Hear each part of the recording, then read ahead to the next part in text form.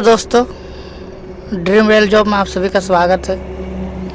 आइए आज साइंस जो रासायनिक अभिक्रिया एवं समीकरण है, इसका थ्योरी कंप्लीट करवा चुके हैं। इसका सॉल्यूशन जो चैप्टर बाय चैप्टर में है वो उसका सॉल्यूशन देखते हैं। उसके बाद साइंस जो रासायनिक अभिक्रिया एवं समीकरण का जो अभ्यास है उसके बारे में फिर देखते हैं। पहले देखिए जो चैप्टर में दिया हुआ है, पहला क्वेश्चन है कि आप जो वायु में है ना,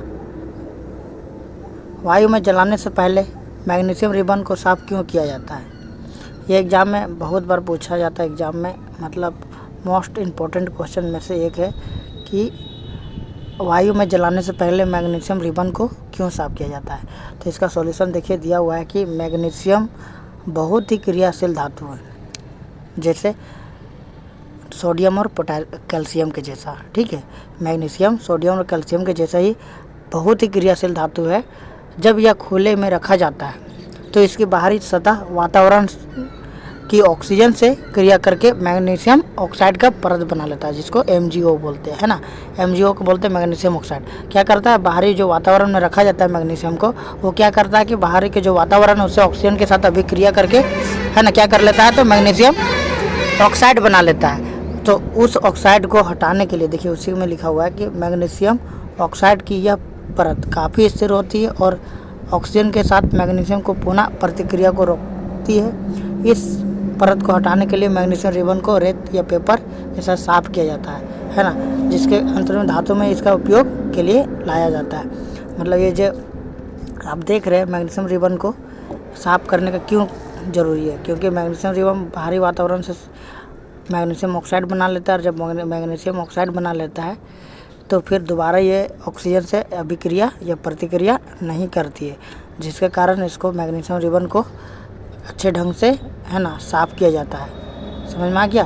देखिए इसी में दिया हुआ कि मैग्नीशियम जो है ना वो आपका ऑक्सीजन के साथ प्रतिक्रिया करते हैं और क्या बनाती है, MgO।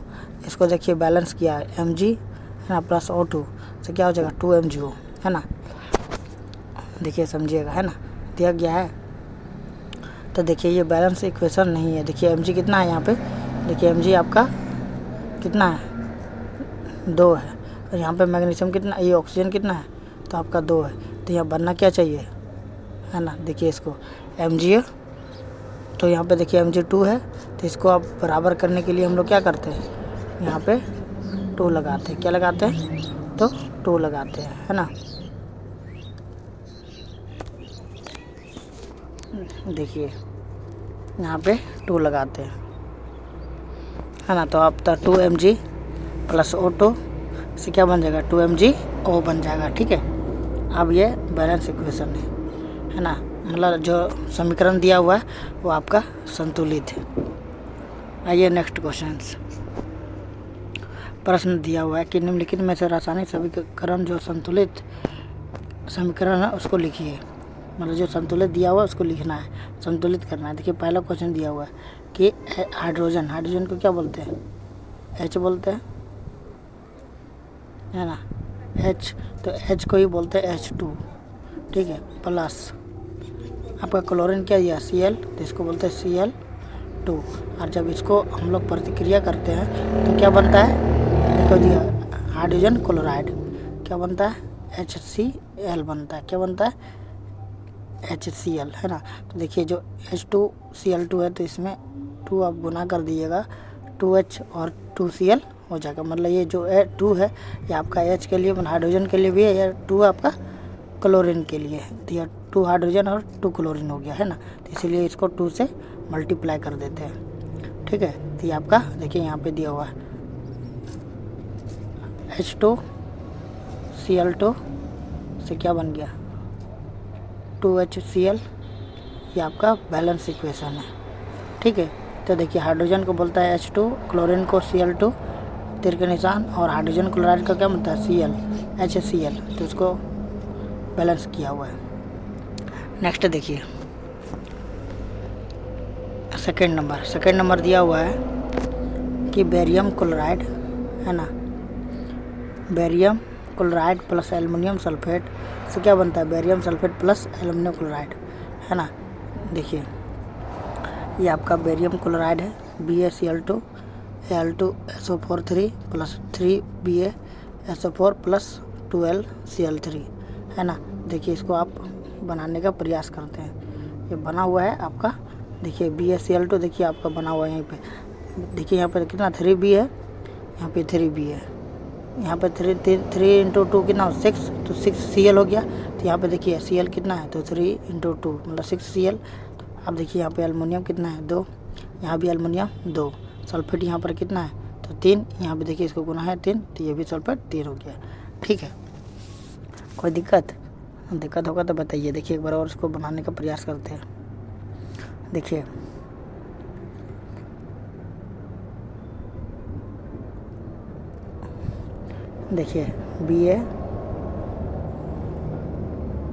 BaCl2 प्लस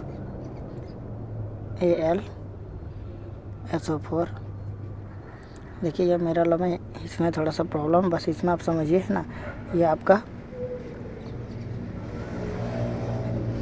इसको हाइड्रोजन और क्लोरीन को मिलने से क्या बनता है, ये आपका HCl। ये अगर पूछा जाएगा ये कौन सा अभिक्रिया मतलब कौन सा समीकरण है ना, तो याद रखिएगा ये आपका संयोजन अभिक्रिया है। कौन सा है, संयोजन अभिक्रिया है। ठीक है, इसके बारे में बताएंगे कि संयोजन अभिक्रिया कैसे करते हैं। तो 2 या 2 से अधिक अभिकर्मक, इसको बोलते हैं अभिकर्मक, जुड़कर एक उत्पाद निर्माण करता है, उसको हम लोग बोलते हैं संयोजन अभिक्रिया। ठीक है, नेक्स्ट देखिए ये आपका आ गया द्विविस्थापन अभिक्रिया, क्योंकि आयनों का आदान प्रदान होता है। देखिए है ना, हो रहा है ना, इसके बारे में चर्चा करते हैं। देखिए नेक्स्ट, सोडियम और जल को Na+H2O से क्या बनता है, sodium hydroxide NaOH plus hydrogen gas. क्योंकि जब भी धातु से, है ना, रिएक्शन करता है तो आप उतना नहीं समझिए, पहले इसको समझिए कि जब भी हाइड्रोजन, है ना, जब भी सोडियम जल के साथ रिएक्शन करेगा तो क्या बनेगा, सोडियम हाइड्रोक्साइड और H2 गैस बनेगा। कितना बनेगा, H2 गैस बनेगा, है ना। तो देखिए इसको बैलेंस किया गया कि सोडियम, है ना, देखिए 2 है तो इधर भी सोडियम कितना है 2, इसमें जल कितना है 4, तो इसमें जल कितना है 2 और इधर यहाँ पे 2, 4 हुआ, तो ये आपका सही है। ठीक है, नेक्स्ट देखिए, एक दिन बैलेंस इक्वेशन पूरा एक पेपर में सारा जितना भी है वो आपका एक बार में क्लियर करवा देंगे। ठीक है, देखिए नेक्स्ट देखिए, तीसरा नंबर क्वेश्चंस।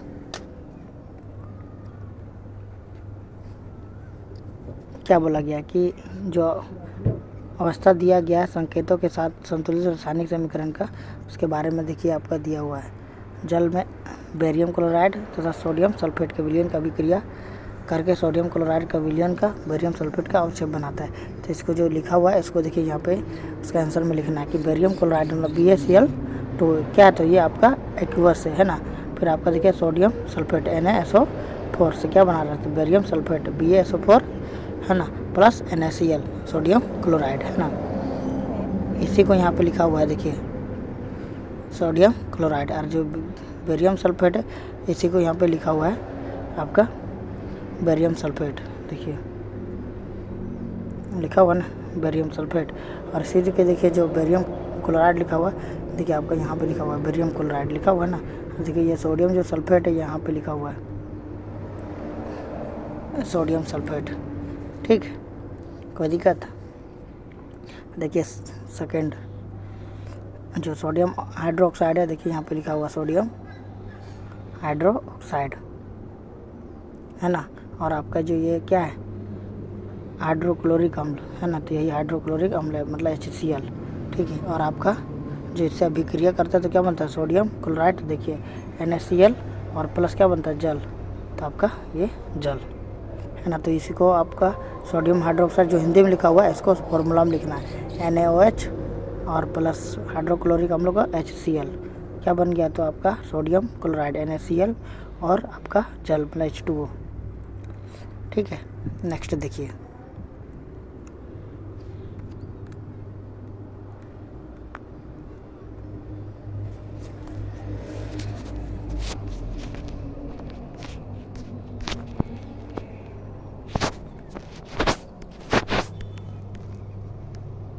देखिए नेक्स्ट,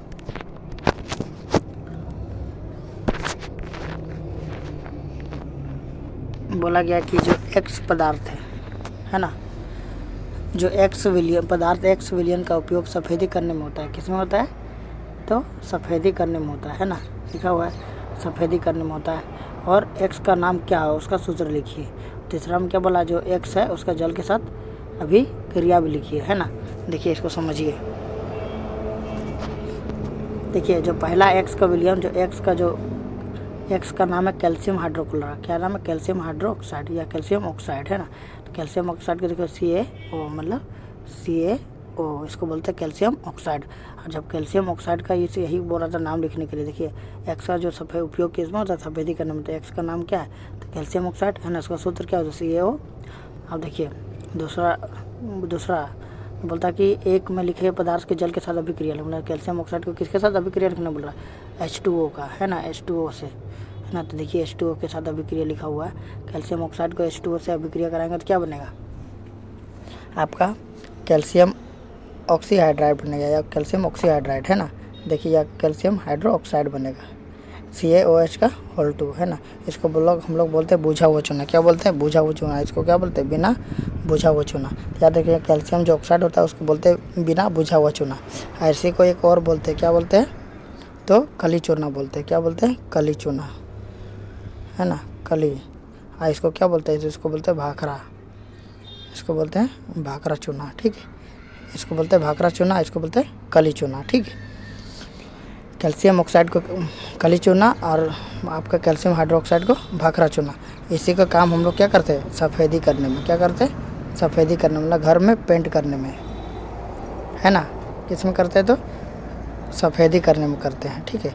कैल्शियम हाइड्रोक्साइड का, और यही जो कैल्शियम हाइड्रोक्साइड है इसी का हम लोग खैनी वाला जो खाता है इसका सेवन करता है ना। यही चूना का क्या करता है? खैनी खाने वाला सेवन करता है, ठीक है। नेक्स्ट देखिए दूसरा नंबर, है ना। देखिए क्या बोला है कि जो प्रश्नली एकत्रित गैस की मात्रा को दोगुनी करता है उस गैस का नाम क्या है? देखिए वो आपका दिया हुआ है ना। देखिए जल के विद्युत अपघटन के दौरान हाइड्रोजन और ऑक्सीजन को अलग करते हैं H2O, है ना, में 2 भाग हाइड्रोजन और 1 भाग ऑक्सीजन होता है। क्योंकि हाइड्रोजन पर प्रश्नली होता है और ऑक्सीजन पे दूसरे पर जाता है, इसलिए प्रश्नली को एकत्र गैस हाइड्रोजन की मात्रा दूसरे में एकत्र गैस की ऑक्सीजन की मात्रा दोगुना होता है। देखिए इसको समझिएगा। देखिए ये विद्युत अपघटन, देखिए हमेशा याद रखिएगा जब भी जल को विद्युत अपघटन होता है ना, इलेक्ट्रोलाइसिस, तभी ये आपका हाइड्रोजन और ऑक्सीजन में टूटता है। तो बुझेगा जब ऑक्सीजन हाइड्रोजन में कब टूटता है? तो जब आप जल को विद्युत अपघटन करेंगे, है ना, तो अब ये टूटता है। तो इसी को हम लोग क्या बोलते हैं? इसी को हम लोग बोलते हैं जो इस अभिक्रिया है, इस अभिक्रिया को हम लोग बोलते हैं वियोजन अभिक्रिया। कौन सा? वियोजन अभिक्रिया, है ना, याद रखिएगा। कौन सा बोलते हैं? तो वियोजन अभिक्रिया बोलते हैं, ठीक है। कौन सा? तो वियोजन अभिक्रिया, इसी को, है ना, याद रखिएगा। इसी को हम लोग बोलते हैं वियोजन अभिक्रिया, है ना। यहाँ लिख देते हैं वियोजन, है ना, वियोजन अभिक्रिया, ठीक है। वियोजन अभिक्रिया क्या होता है? तो वैसा अभिकर्मक या एकल अभिकर्मक टूट कर 2 या 2 से अधिक उत्पाद का निर्माण करता है, उसको बोलते हैं हम लोग वियोजन अभिक्रिया। देखिए वियोजन अभिक्रिया की ये आपका उदाहरण है, ठीक है।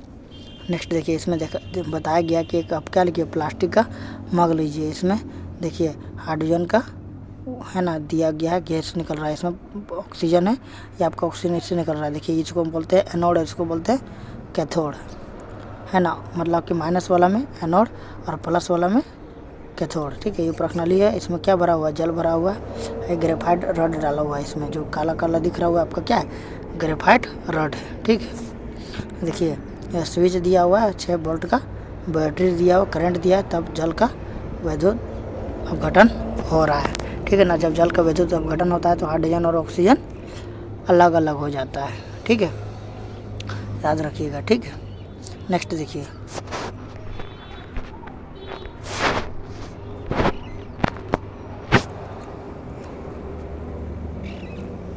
है ना, इसको समझिएगा।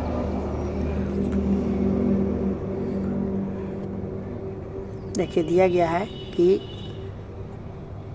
आपका जब लोहे की कील को, है ना, जब लोहे के कील को कॉपर सल्फेट के विलयन में डुबाया जाता है तो विलयन का रंग कैसा होता है, या विलयन का रंग क्यों बदल जाता है ना। देखिए लिखा और क्यों बदल जाता है। तो जब आप लोहे को कील को कॉपर सल्फेट में डालते हैं तो क्या होता है, तो याद रखिएगा ये विस्थापन हो जाता है। क्या होता है, विस्थापन, मतलब विस्थापन अभिक्रिया हो जाता है। देखिए इसको इसी के अनुसार लिखना है। देखो लिखा हुआ है कि जब आप कॉपर सल्फेट को क्या करते हैं, कॉपर सल्फेट को विलयन में लोहे का कील डालते हैं या लोहे का कील डुबाया जाता है तो लोहे जो कॉपर की तुलना में अधिक अभिक्रियाशील है।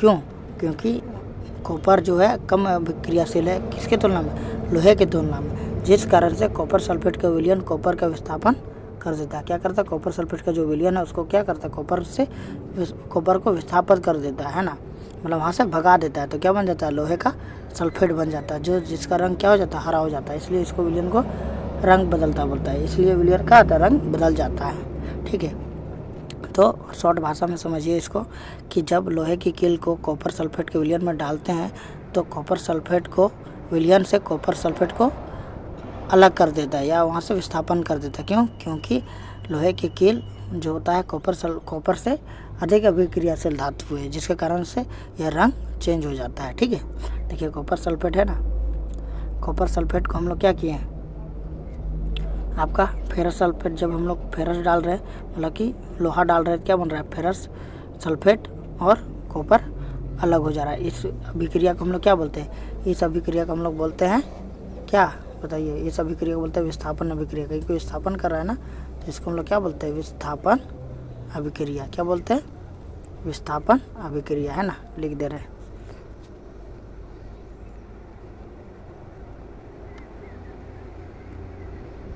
विस्थापन अभिक्रिया, ठीक है, याद रखिएगा, क्योंकि ये विस्थापन कर रहा है। तो बोलेगा विस्थापन अभिक्रिया कैसे करते हैं, तो ऐसी रासायनिक अभिक्रिया जिसमें अधिक क्रियाशील धातु कम क्रियाशील धातु को विस्थापित करते या विस्थापित करते, उसको हम लोग विस्थापन अभिक्रिया बोलते हैं। ठीक है, समझिए। नेक्स्ट देखिए, बोलता है 2 नंबर, देखिए दिया हुआ है कि आप सोडियम कार्बोनेट के कैल्शियम क्लोराइड के साथ अभिक्रिया करके क्या बनते हैं, कार्बो, है ना, क्या बनाते हैं, कार्बन सोडियम क्लोराइड बनाते हैं। क्या बनाते हैं, बोलता है कि विस्थापन अभिक्रिया का उदाहरण दीजिए। देखिए विस्थापन अभिक्रिया लिखा है ना, तो इसके बारे में समझते हैं।